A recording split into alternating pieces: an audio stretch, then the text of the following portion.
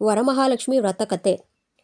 ಪುರಾತನ ಕಾಲದಲ್ಲಿ ಸತ್ಯಲೋಕದ ಮಹಾಮುನಿಗಳೆಲ್ಲರೂ ನೈಮಿಷಾರಣ್ಯದಲ್ಲಿ ಕೂಡಿ ಪೌರಾಣಿಕ ಶಿಖಾಮಣಿಯಾದ ಸೂತ ಮಹರ್ಷಿಯನ್ನು ಕುರಿತು, ಎಲೈ ಪುರುಷೋತ್ತಮನೇ, ತ್ರಿಲೋಕಗಳ ಜ್ಞಾನಿಯಾದ ನೀನು ನಮಗೆ ದಯಪಾಲಿಸಿದರೆ ಲೋಕದಲ್ಲಿ ಸಕಲ ಸೌಭಾಗ್ಯವನ್ನು ಕೊಡುವ ಅತ್ಯುತ್ತಮವಾದ ವಚನವನ್ನು ಹೇಳು.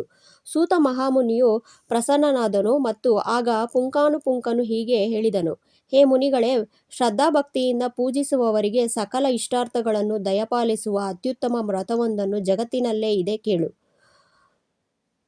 ಅದರ ವಿವರಗಳನ್ನು ಹೇಳುತ್ತೇನೆ. ಸುಂದರವಾದ ಶಿಖರದಿಂದ ಒಪ್ಪಿಗೆಯಾದುದನ್ನು ಕೇಳಿ. ಕಾಮಧೇನು ಕಲ್ಪವೃಕ್ಷವು ಕಾಮಧೇನು ಕಲ್ಪವೃಕ್ಷದ ಸಕಲ ಭೋಗಗಳಿಗೆ ನೆಲೆಯಾಗಿದೆ. ಭಕ್ತಾದಿಗಳ ಕಷ್ಟಗಳನ್ನು ಪರಿಹರಿಸಿ ಸೌಭಾಗ್ಯವನ್ನು ಸುಖವನ್ನು ಕೊಡುವ ವ್ರತ ಯಾವುದು? ಅದನ್ನು ಹೇಳು ಎಂದು ಕೇಳಿದಳು. ಆಗ ಪರಮೇಶ್ವರನು, ಎಲೈ ಪಾರ್ವತಿಯೇ, ಕೇಳು.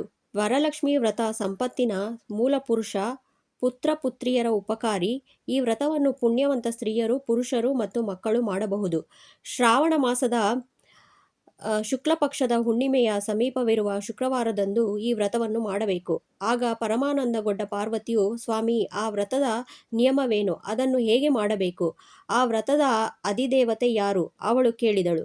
ಆಗ ಪರಮೇಶ್ವರ, ಆ ವ್ರತಕ್ಕೆ ಮಹಾಲಕ್ಷ್ಮಿಯೇ ಅಧಿದೇವತೆ.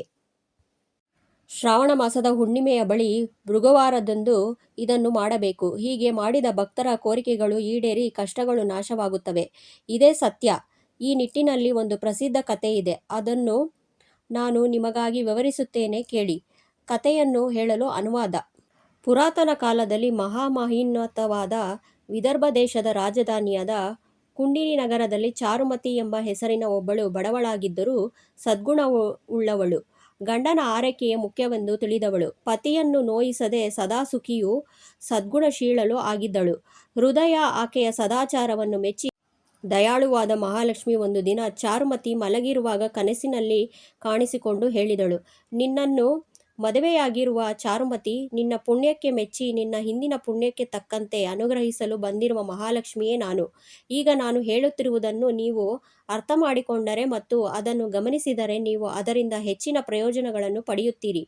2ನೇ ಶುಕ್ರವಾರದ ಪ್ರದೋಷ ಕಾಲದಲ್ಲಿ ನನ್ನ ಪೂಜೆಯನ್ನು ಸರಿಯಾಗಿ ನೆರವೇರಿಸಿದರೆ ಅವನಿಗೆ ಸಕಲ ಸೌಭಾಗ್ಯವನ್ನು ನೀಡುತ್ತೇನೆ. ದೈವಶಕ್ತಿಯುಳ್ಳವರಿಗೆ ಈ ವ್ರತದಲ್ಲಿ ಭಕ್ತಿ ಉಂಟಾಗುವುದಿಲ್ಲ, ಇತರರೊಡನೆಯೂ ಹುಟ್ಟುವುದಿಲ್ಲ.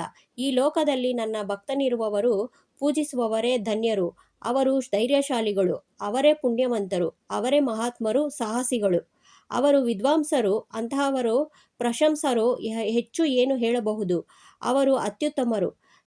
ನನ್ನ ಕಣ್ಣುಗಳ ಹೊರಗೆ ಯಾರು? ಅವರ ಜೀವನ ಅಜಗಲ ಸ್ಥಾನದಂತೆ ವ್ಯರ್ಥವಾಗಿದೆ. ಆದುದರಿಂದ ನೀನು ಈ ವ್ರತವನ್ನು ಮಾಡಿ ಧನ್ಯಳಾಗಬೇಕು.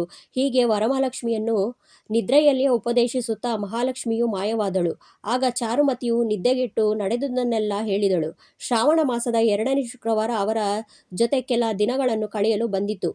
ಅಂದು ಅನೇಕ ಭಕ್ತರು ಮಹಾಲಕ್ಷ್ಮಿಯನ್ನು ಪೂಜಿಸಿ ಸಂತಸದಿಂದ ಸಂತಸವನ್ನು ಕೋರಿದರು.